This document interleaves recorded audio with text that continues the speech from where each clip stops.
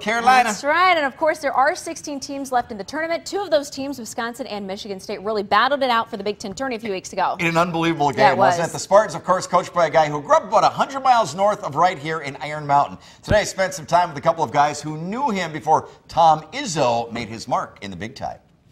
From an All-American boy in high school to a little All-American in college to one of America's top coaches, the Tom Izzo story continues with roots still firmly attached to life in small northern towns. First of all, Tommy the player would never be satisfied with anything he did, so he would always be trying to be better. He'd be the guy that was in the gym all the time. And he wasn't the big scorer in his team, but he was the one that, he was the head of the monster, if you will. He was the guy that made the whole thing go.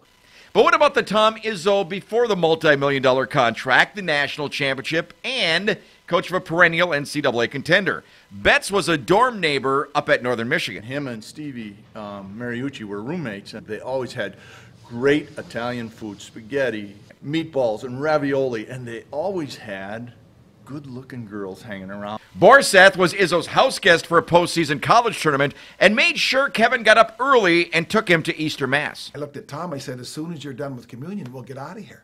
Because at the time I wasn't Catholic. He said, I'm not Catholic. And I said, I'm not either. But the Izzo they knew, not a lot different from the Izzo they watch. His personality is all over that basketball team. You can watch him on the sidelines, and you can see how he exudes his zeal for everything he does. I think his players really get a family-loving feeling from him, that they mean a lot to him. I think that's probably a very unique thing.